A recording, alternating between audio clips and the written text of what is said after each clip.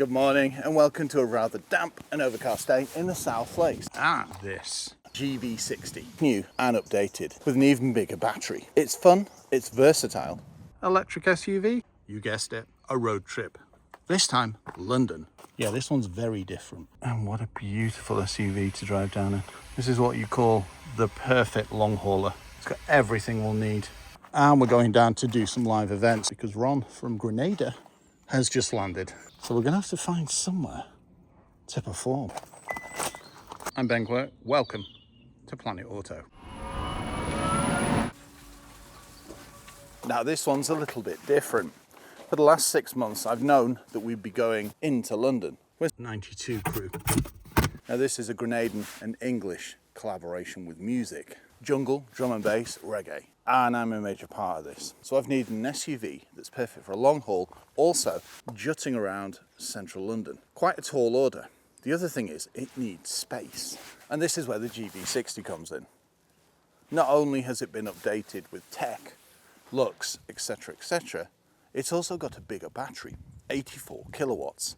Also, it's the perfect image for London, especially in this green. They're extremely good vehicles. And since they launched in the UK around 2020, you definitely see more than you did 5 years ago, but it's still not high numbers. The thing is, I hope that's going to change over the coming years. They were fully charged up, 263 miles, going down for 4 days. And I don't think there's any better EV to go down in. It ticks all the boxes that I look for.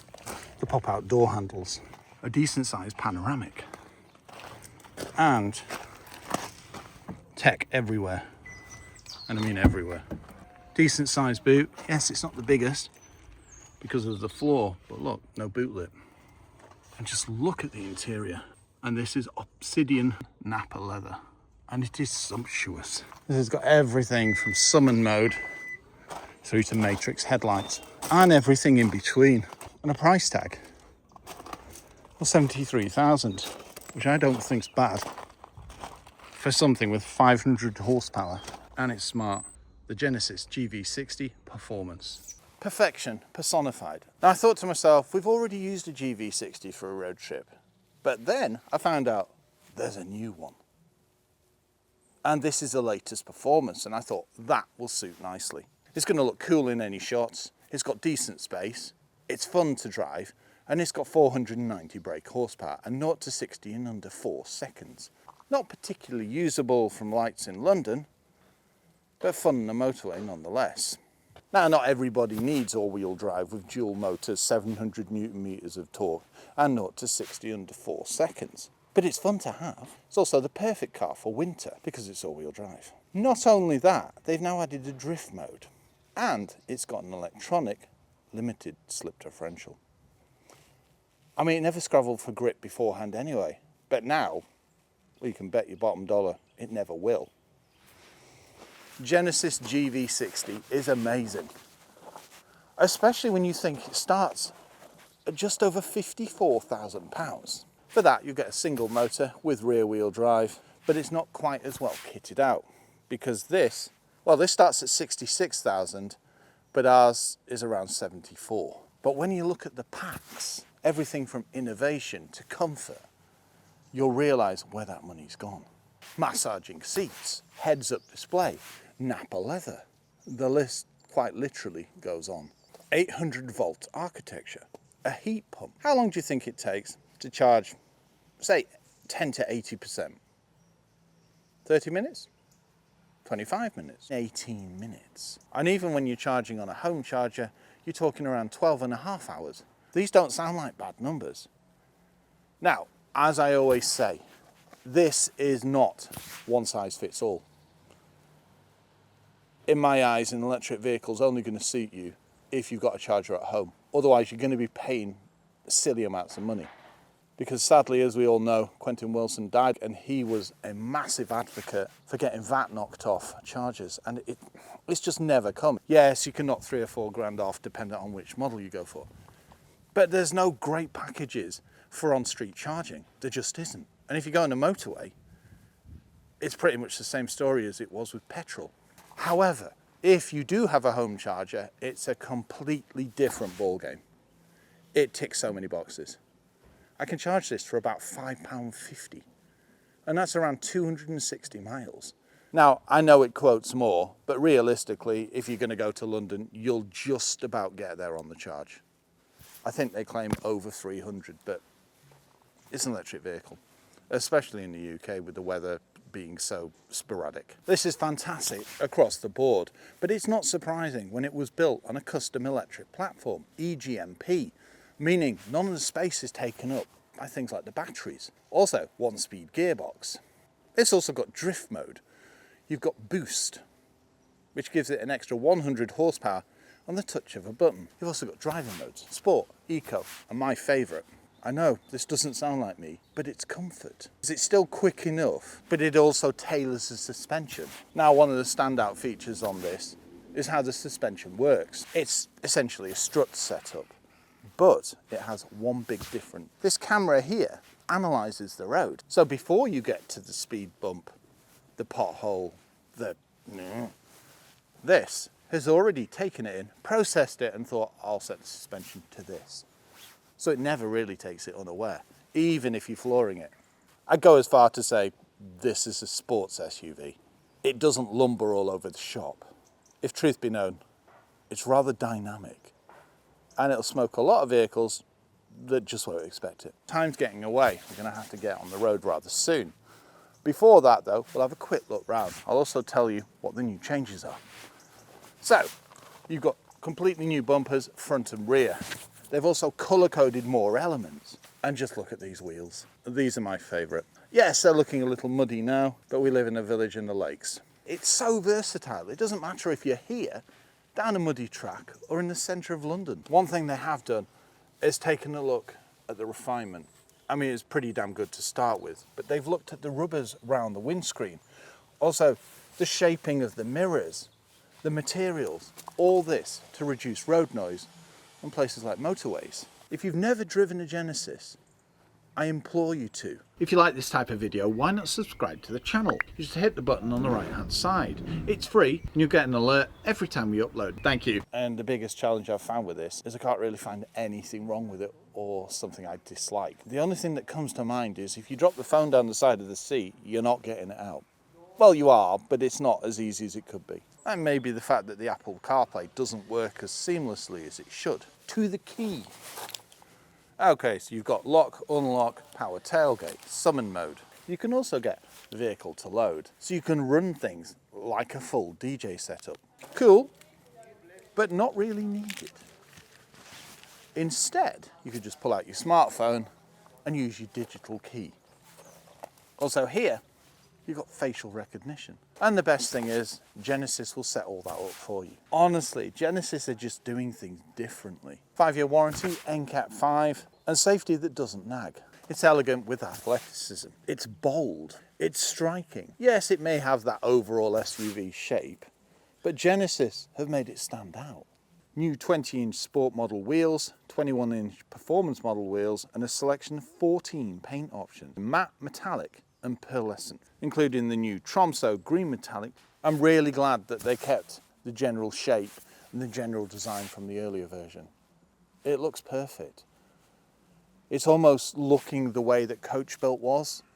It's not garishly styled. It's all beautiful curvature. I mean, even the Le Mans style bonnet. There's improved aerodynamics with a reduced drag coefficient of 0.28 CD. Optional innovation pack with intelligent front lighting, blind spot view monitor, heads-up display, surround view monitor cameras, and parking collision avoidance. Now, dependent on which trim you go for, some of these features may well be standard. Let's take a look inside. Keyless entry, colour-coded door handles, power folding heated mirrors with blind spot detection, and all types of things. Now, the infotainment system looked amazing, but now it's a new 27-inch connected car integrated cockpit, and it merges the infotainment with the driver information across a panoramic screen. Interior-wise, plush, mega soft, quilted, all these key words that make me think, ooh, wow. Yes, you'll find hard plastics, but the build quality is second to none. Climbing in, well, no problem. Spacious, lots of interesting materials. Even these hard plastics in the center New additions include a virtual gear shift, signature 2-line headlights with micro lens array technology, as standard, well executed. You'll have a hard job finding anything that's subpar in this, and that's because there isn't anything. Panoramic, lots of space. You can tell it's on an electric platform just by looking at this point. Now, this does sound a mega positive review, and that's because, like I mentioned before, it's hard to find anything I dislike. Chunky stalks, leather wrap wheel, proper buttons. That's it, Genesis listened to feedback. So many vehicles have lots of haptics, no controls. This has got physical controls pretty much at its core. Even this for the media center. Roller volume buttons, USBs, extra storage left, right and center, and a lovely padded armrest. It's not just the driving experience, it's the things like the ease of Apple CarPlay. Yes, our new iPhone 17s aren't quite playing ball, but we did get it working, and that's what matters. But you've got things like speech recognition, navigation, connected services like weather, even SoundCloud. And don't get me started on the B&O sound system. It's fantastic. It rivals house systems. Just under 500 horsepower, you'd think, no, it's very manageable. Even when you launch it in sport mode with the boost button, it just glues to the road and goes. It even has an element of chuckability, not something you say very often with an SUV. Comfortable seats, Napa leather as I mentioned, massage, and not too much adjustment that it flummoxes you. It's quite easy to find the correct position. And look at the size of the footrest. And one final thing, look at that. My Technics hat, can't forget that. No, it's elegant, it's beautiful, and it makes a long haul enjoyable. Let's take a quick look in the back. Nice and easy to climb out of too. 4-pot calipers, decent ride height. And look at the sporty side skirts. Once again, nothing's overdone. Decent opening door, blinds, and rear door cards finished the same way as the front. And look at this cool old cup holder. Heated rear seats. On that note, you've got heated and ventilated in the front. Well, I'm happy with that. One thing you do know is you do have to sit a little lower in the seat. The headroom's not mega bad, and you do have a recess here too.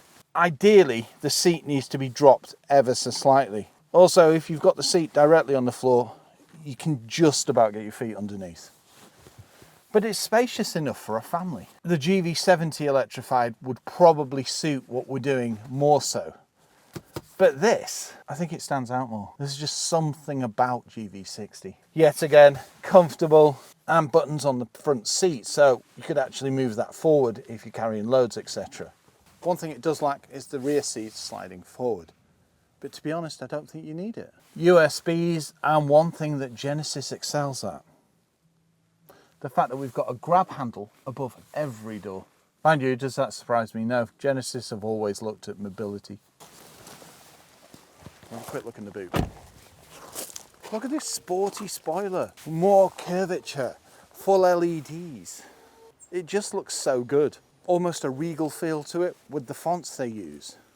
The styling. It definitely looks more sporty at the rear, but I think that's a good thing. Also the chrome, it's not overdone. It's a well-balanced vehicle. Black roof bars. The 360 on this is one of the highest quality systems I've ever seen. The way that you see the bars like bounce, so they're almost shaping around whatever it is that you're reversing towards. Let's take a look in the boot. Power tailgate. Perfect. Nobody's getting squished in this boot. Excellent. That means vehicles coming from behind can see that the tailgate's open. Yes, it's not the biggest boot, and you do have this micro lip. Also, the floor is limited to 60 kilos, but to be honest, I think we'll exceed that because we're certainly going to be carrying some tech. In here, you've got your charge cables, under the floor, extra space. Look at the way everything's packaged. Proper boxes. Everything's just so well put together. V2L, as I mentioned, so you can run coffee machines, PA systems, charge bikes, etc., etc. It's not the biggest boot in the world, but the fact that you can move the backs forward does allow you to make the boot bigger. The thing is, you've got quite a bit of adjustment in the rear seats when you sat in the back, so it's not really a challenge to have them forward a little bit. You're not going to be sat like bolt upright. 3 positions for the load cover, which also enhances that. Speakers everywhere. Sub in the boot. It's just well thought out. You've also got a 12 volt. No shopping bag hooks though. Now that is a reclined seat. Pulling out the load cover, simplicity. Just pop in and there you go. To drop the seats, just release this. Once you've dropped the seats, it's a decent space. I'd go as far to say that I'd get my electric bike in there, but I'd likely have to remove both wheels. 2 rear lights, and yes, you've got a lot of hard plastics around here, but that all adds to the insulation. Interestingly, there's no tethering hooks. Didn't expect that. New additions include an Innovation Pack Plus, adds a digital center mirror, digital key 2, face connect and fingerprint authentication. Active noise control road. You can even make it sing to you whilst you drive and it'll sound like a 6-cylinder. Advanced ADAS features with Smart Cruise Control 2, Lane Follow Assist 2, Forward Collision Assist 2, Remote Smart Parking Assist and Motorway Driving Assist. Now we may well have all these new updated features, but to be honest, it seemed pretty damn good to start with. I suppose they've just evolved it. And you'd be glad to know that you can get it now. Well, we've decided to set off after rush hour. What a still night. This is going to be an enjoyable trip. There's the memory function kicking in. So let's reset my seat. Got the controls here. They're very nice, these, they really are. I mean, look at the pedals, intricate design. The idea is to head down, stop for something to eat, and then put 40, whatever miles we can do in the time it takes us to eat. So this can charge up to 240 kilowatts. Pretty impressive. If you want to charge cheaply, the best bet is the Type 2. Fully loaded. It's roomy enough. It's not the biggest SUV in the world, but it does the job for us, especially on an event. I love the power tailgate. And most of the luggage is in the boot. Okay. This is going to be a fun one. Bye-bye home. So, full charge. Now I've got the lights on, it's down to 260. It was 263, so it's not dropped so far actually. 100%, 13 degrees. Seems to think our drive's 30. No. Right, we're going to go into comfort mode now. Right, it stays in the mode that you leave it in, which is excellent. The idea tonight is to do a little bit of the night driving. Who knows what traffic will be like? Because tonight it's just going to flow.